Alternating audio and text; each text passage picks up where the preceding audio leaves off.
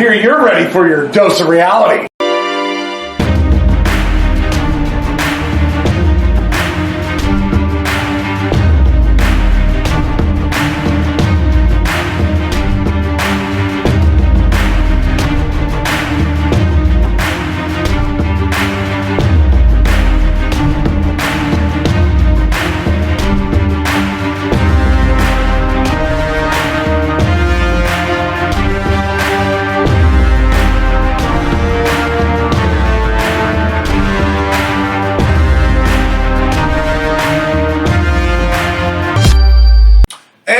What's up, everybody? Welcome to another episode of the Dr. Quack Podcast. I'm your host, Dr. Quack. And I'm the important one, Mr. Mayhem. And we're on the 11th part of our Dear Independent Wrestling series.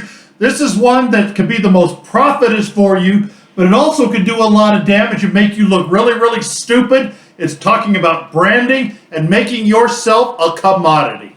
That's right. Branding 101 here. And the first thing I really want to do, look at this shirt. Look at this. This is branding, folks. Okay? Yes, is it similar to another kind of shirt? Yes, it is.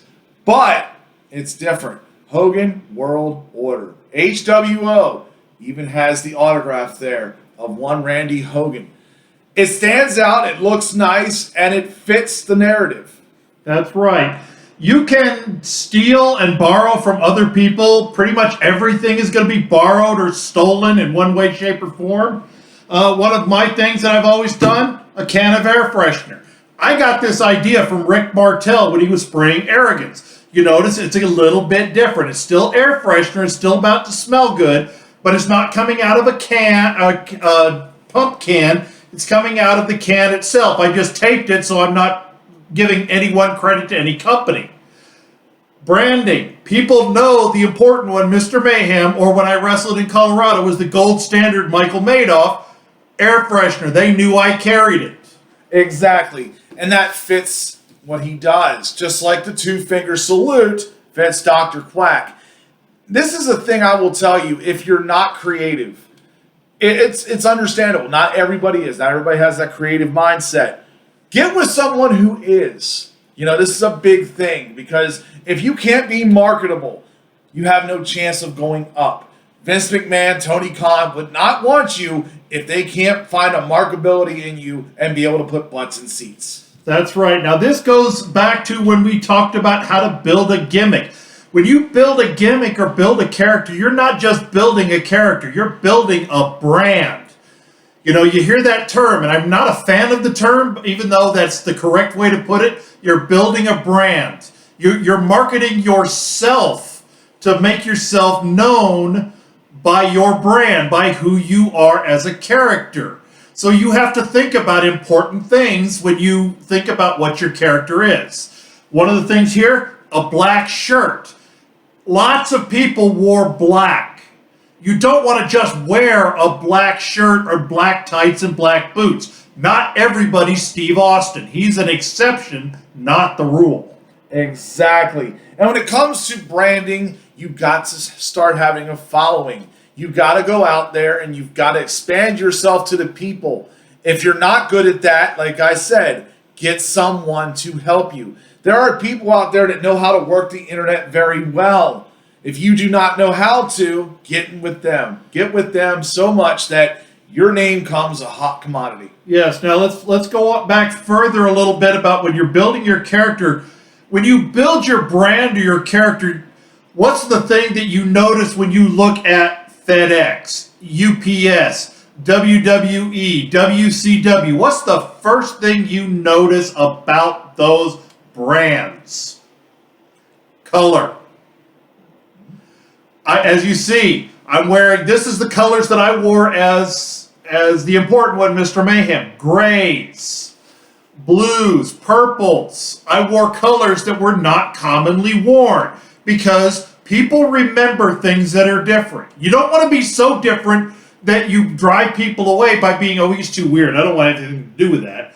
You just want to stand out just a little bit. Get yourself just that much higher than everybody else around you. And an easy way to do that is when you think about the colors that your gimmick would wear. Exactly. It's good to stand out and be different. And that can be from anything from what you wear, hairstyle, because look at this. Yes, I shave my head, but so do a lot of people. So if you're going to stand out with with a big beard and a head that's bald, it's going to be pretty common. You may want to do something different like that. Face paint is another thing that may be able to attract. A hat. A hat. And not just a baseball hat you wear backwards.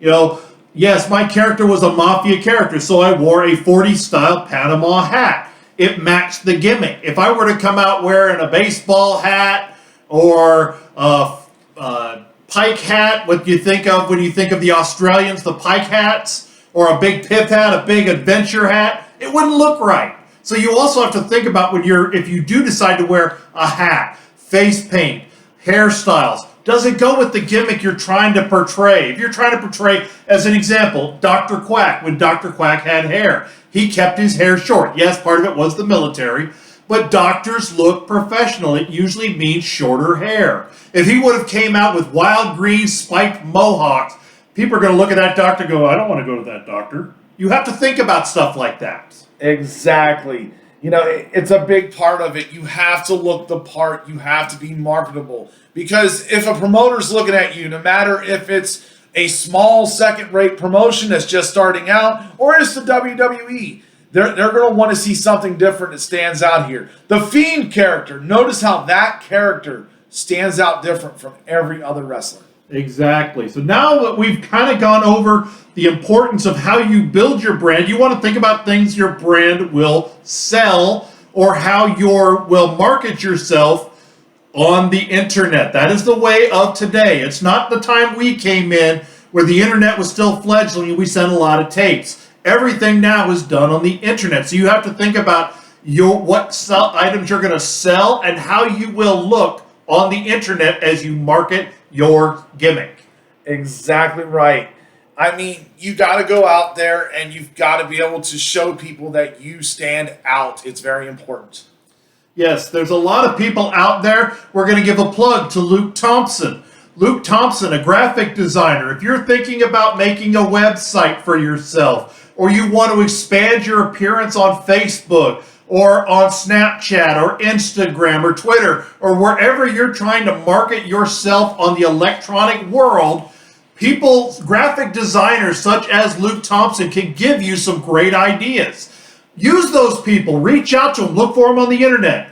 Luke is a friend of ours, but you don't have to use ours. You could use any one of hundreds, thousands of different graphic designers. Find the one that you like best, that you think tells who you are the best. Right, and do your research, because you're looking at some of these people. They all have reputations just like you. I mean, it's very important to network when you go out there and you're trying to brand, because you know, you're going to find somebody else that has something that you're like, hey, man, I could probably use this a little bit. And you may work as a partnership with a business. You know, somebody who's going to be able to make possibly decals or make shirts like this or other things that can make you money. Or they may come up with ideas you didn't think about. Yes. That's another thing. The important one, Mr. Mayhem, my shirt, I originally started out with an Italian flag, and that was it. It didn't work. I've modified it over the years, and basically I came out with a shirt I found at Spencer's because, again, there wasn't a lot of graphic designers out there. I would have loved to have had a shirt like this, or the Randomania shirt, or Sting's shirts, or John Cena's shirts. All these guys had huge marketing reputations of great design. So don't be afraid to use those people. They may come up with an idea you didn't think of. Because what are these shirts for? These shirts are for bringing money, yes, but expanding you. This is where you have fans wearing your shirt, and someone comes up to that fan and says, hey, what is that about? Who is Randy Hogan? And you get to go into talking to that, which also may make more networking connections for them. Like, oh yeah, I watched pro wrestling back in the days, but we hear that a million times. Yes. So now, just besides shirts and decals, there are other things you can think about selling. One of the things we talked about when you put together a promotional package, you can have a greatest hits DVD. If you've been in the ring more than 2 years, you have 4 or 5 good matches or good spots. You could put together a little 4 or 5 matches or a greatest hits of 10 or 12 spots. You could put some music to it, and you can sell that. That is a great selling tool because people watch it over and over, and they're very simple to make. You could sell a 5-match DVD of your greatest hits for $10, and it costs you $1 to make, so it's 900% profit. Very simple thing to make, and it's okay. And if you can't do that kind of stuff, you don't know how to do it, find another graphic designer. Now you've made 500% instead of 900%. It's a huge profit, and they're very easy. Exactly. And it doesn't hurt to make a commercial. This is something I wish independent wrestling promoters learned, as well as wrestlers. Look, I make commercials every week for people that are coming on the Dr. Quack podcast. People watch them. It's better than seeing a little poster that just stands right there. Oh, get this. Because people usually just scroll by when they see that stuff. But when they see a video, they're like, ooh, what do we got here? Yes, and now we also think about other things you want to sell. Again, you want to stand out. You want to have the normals, t-shirts, because it's easy advertising that everybody wants to wear. Decals are fine, but think about other things that relate to your character. Things that your character would do. I did an Amish gimmick in Pennsylvania for a short period of time. I didn't sell the normal stuff. I sold things like oven mitts because the Amish people make them and sell them. You know, what would your character think was a good product to sell? Think about that kind of stuff, because every single thing you do in front of the curtain or on the internet sells your wrestling character.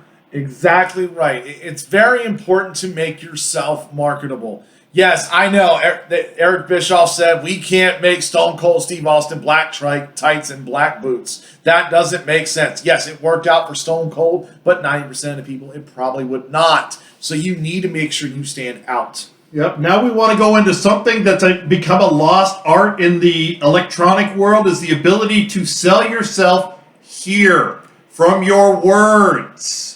And the reason we say that is, as we just used with the Stone Cold Steve Austin, Eric Bischoff didn't get it. Eric Bischoff didn't understand Stone Cold Steve Austin.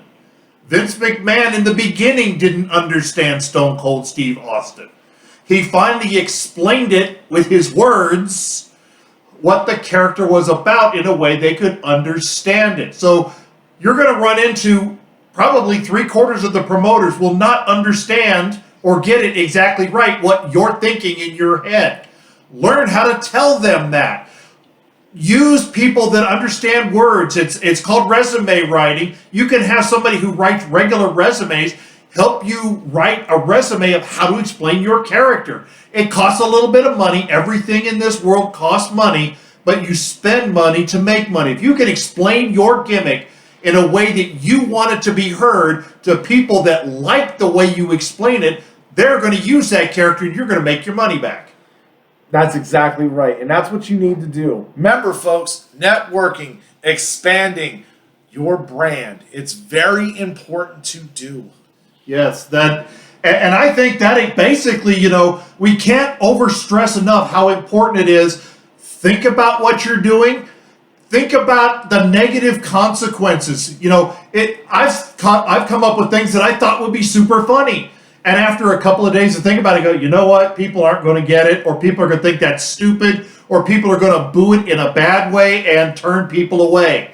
You have to think about that stuff. Don't be homogenized, because, yes, you still want to stand out. You're not just a cookie cutter. You're not just some weak person that's the fan or the market of everybody else out there. You're still your character. But you do have to think about, you don't want to drive fans away as much as possible. Remember this, folks. If you have to explain your joke, and after somebody sees it, it's not that funny. And it's the same with your gimmick. If you have to explain your gimmick, it's probably not a good gimmick. Most of the time, gimmicks, one of the things we'll circle back to from that, gimmicks should be simple. Dr. Quack, he came out in scrubs. It's very simple. You know what scrubs are. You know his name, Dr. Quack. It's really obvious what it is. Mr. Mayhem was a little more complicated. I came out to a slow mafia sounding music. So people got it in the beginning of what I was about, and then I would explain that on the microphone. It's really simple to say I'm a mafia character from the 30s. Oh, okay, that's simple. But if you're a Nigerian dart thrower who on Tuesdays and Thursdays you dig sand, and then on Friday you run and chase chickens, so you're the sand throwing, chicken choking Nigerian that fights people with your left hand tied behind your back, you're already done. It's too complicated. Simple is better. And think about that when you brand too. If you have to start thinking and making your brand so hard or trying to be really complicated, it doesn't work. And one more thing I want to touch on here when we're talking about branding, because a big thing that will affect that branding is your reputation. Yes. If you are a person that will no-show bookings, because of some lame excuse outside of family emergency, life or death, how is that going to help you? That's not. You got to go show up for those bookings. Yes. If you're a guy that's hard to work with, it's going to affect your brand. If you're a guy that just pisses everybody off, it's going to affect your brand. If you overplay ribs, there's nothing wrong with ribbing and having a little bit of fun, playing a few jokes here and there. But the mean-spirited ribs were gone in the 60s and 70s. Don't do them anymore. No pooping in people's bags. No peeing in their bags. Don't screw with their medications. None of that kind of stuff anymore. Go away from that. That stuff is no longer acceptable. It really wasn't acceptable in the 60s and 70s. Don't do it. Also, things that will affect your brand on the other side of that reputation is, are you a good locker room leader? Are you someone that the young wrestlers can come to if they have questions? Both sides of this coin matter, folks. And if you don't think it affects your brand, you're definitely lost. Yep, there's even things like with the brand. Most wrestlers wear wrestling tape. Do you bring your supplies with you? Do you have to borrow all the time? That will get you a negative reputation in the locker room. Do you shower? Yes. Do you wash your gear? Do you wash your pads? Do you clean your boots afterwards? Those kind of things also matter, because if you have the reputation of the smelly guy, they don't want to work with you for that either. Nobody wants to wrestle with you smelling like kitty litter. Or brushing your teeth. They have these little things out Mints. now. The little mints, Altoids, or the little strips, the Listerine strips. Don't be afraid to bring those things. Slip one in your mouth right before you go out there. If you're going to tie up, let's do a tie up here. We're close like this. We don't want to be breathing in each other's faces without a little bit of fresh breath. I tried to not pull him in because we don't want to hurt Dr. Quack anymore. But as you see, all those kind of things matter. Every single thing about you matters. Show up early, like we said before. Don't no-show without a valid reason. And if you do have a valid reason, as soon as you know, let someone know in the league you're going to wrestle for. If you don't have their promoter's contact one of the wrestlers, one of the referees. The word will get back. So make sure you are a responsible, dependable, self-sustained, and self-sufficient worker. That's right. If this video has helped you out, I want you to give me a like on the YouTube channel. I want you to leave in the comments if you have anything that you need to know, that you have questions on, or has any of these videos helped you. We're curious on the feedback. Please tell us. Yes, and we also would love to hear stories of things you've seen done wrong or right, either way, that maybe other people can learn from as well, because we're not just talking at you. We're here to teach and to have a dialogue. Yes, we're dialoguing here from YouTube, but we read the comments. We respond to the comments. So by all means, leave them. Exactly. So it looks like we're about the end of this episode. Thank you all for tuning in. What's up next? Next, this one's going to be a very controversial topic, but it needs to be discussed. Promoting and Booking 101. We went over it, the job description before. Now it's time to remind the promoters and bookers, you do have to treat the talent with some respect as well, because there are some promoters and some bookers who abuse their talent and think it's okay. It's not. That's right. There's more to that to come, so make sure you tune into the next episode. I'm your host, Dr. Quack. And I'm the important one, Mr. Mayhem, saying thanks for joining us along this journey. Again, check out our other 1 through 10. If you have any questions, concerns, comments, leave it in those comments on the YouTube channel. We're going to check it out. And we'll see you next time on number 12. And we're out.